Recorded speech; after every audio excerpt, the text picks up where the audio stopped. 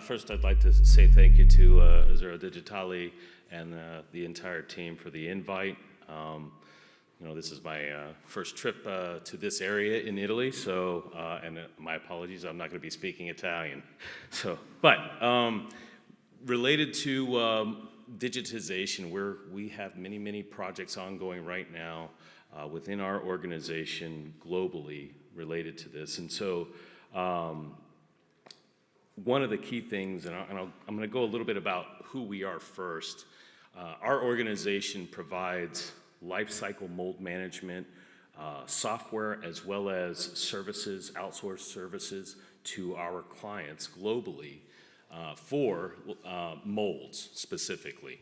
And we actually use technology, people, and process to support these things, but it's really about supporting supply chain, and we have, and I'm going to quickly talk about where we're located. So we do have offices in various parts of the world. Our headquarters is in Florida, so somebody said I had a nice tan, and I kind of laughed a little bit because I don't stay in the sun very often. Avoid the sun in Florida. So we provide services from all these locations for our clients, and the real question is, who are our clients? And it's really a two-pronged approach for this. I mentioned this, but it comes down to technology and an outsource service. We have subject matter experts in the plastics industry that work for us all over the globe, and what they do for our clients is when our clients do not have the resources or the technology, the expertise in plastics, our team comes in and supports them. Now, it's really important to recognize that most molds kind of go unheard of and unknown to our clients from a much higher level. It's usually a procurement team or an engineering team that directly supports those things, and they've identified through time that it really is necessary to do a better job of managing it. More times than not, we walk into one of our clients, and those include automotive, consumer product goods, FCMG, so fast-moving consumer goods, pharmaceutical, medical device, health and beauty, everything you can imagine that have plastic parts. Our team oversees and manages, and when you think about it, most of the time you're thinking about the product maybe you're buying.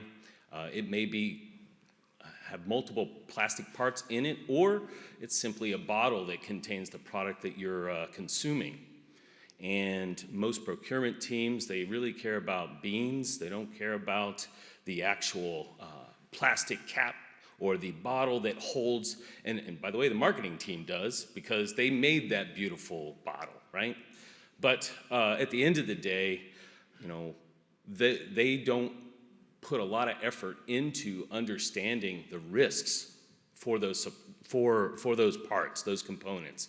And when you have those types of risks for your supply chain, and I have seen it time and time again, where a repair or a refurbishment of a tool is ignored, you are putting severe risk into your implementation or your ability to support the supply chain. So then things get very costly, because you got to start shipping products from various parts of the world to support those. Maybe it's a Tylenol bottle, or maybe it's a medical device that saves lives. But without those components, you end up with problems. And these are the things that are also driving our clients to head towards digitization of their molds. And you go into why. So traditional life cycle management in our world is looking at the tools, attempting to understand the current health of those tools, attempting to baseline the health, and then understand where that tool is in its personal life cycle. Where is it headed?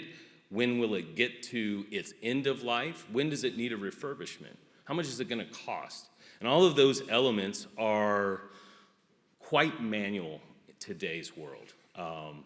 And that's why, like I said, many of our clients, and some of them are in the health and beauty world, they may not really care, again, about that mold specifically, but they understand a minimal risk to their supply chain. Now, with today's life cycle management, and our software tries to provide solutions to this, but that's why we've been partnering with other organizations in the world, such as Azzurro Digitali, to provide a look that's more proactive, because right now we have inefficient processes. You got to ask questions to converters, because many times our clients specifically, they outsource the product manufacturing of these plastic parts. They're not, they make health and beauty products, they make toothbrushes, they make auto parts, or this, that, and the other. They don't make, they're not making that cap, that bottle, in that process. So they have limited visibility to what's happening in manufacturing. And they're asking for more visibility. I was literally in a speech just recently in Charlotte, North Carolina. I partnered with Johnson & Johnson to talk about that to the plastics industry. I wasn't talking to people like yourselves. We were talking to the plastics industry because transparency is a problem. You can't manage these molds without better transparency. And that's really some of the challenges is related to how do we manage these molds efficiently? How do we improve life cycle management? How do we lower costs? How quickly can we get to the market with a new product? These things like that are driving our clients specifically to say to the industry, we need more transparency, right? And I'm going to keep saying transparency because our clients are very, let's say, operationally focused, but without the right information, and it's true information, it's not just data. They're using that to make decisions, right? And in fact, this slide right here, I realized that it says the challenge, but this is actually the solution, is digitization of the molds. And so in that, you're looking at things like the performance. You can analyze process related to the molds themselves. How are they doing? And I think we're scratching the surface right now. We're looking at things like cycle time and analyzing stability in the process. We're analyzing downtime and uptime and things like that. But there are going to be future sensor capabilities that we want, that our clients want, and they're driving it, to put onto molds related to other elements of the tool itself. And it's really just coming down to being able to monitor the process and the practice of the tool, because it gives you great indicators towards where is that tool going to land, when will it start having problems, how much is it going to cost us. And as you can imagine, and you may all understand business continuity, if you have one mold making your parts, then you have a concern that is going to cost you more money than expected. And more times than not, when we first get involved with clients, they have a lot of reactive processes versus proactive.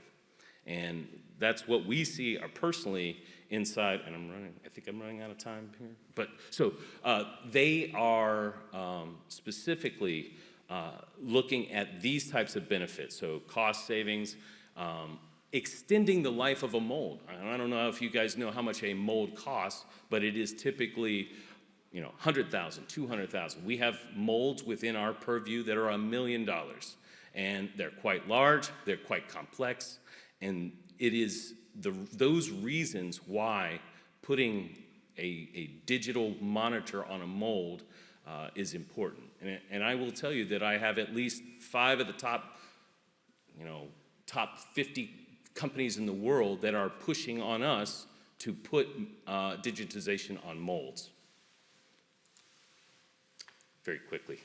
So, thank you all, and I know that we'll be around this evening, so if you have any questions or anything like that, I'm certainly willing to sit with you and chat. Thank you all.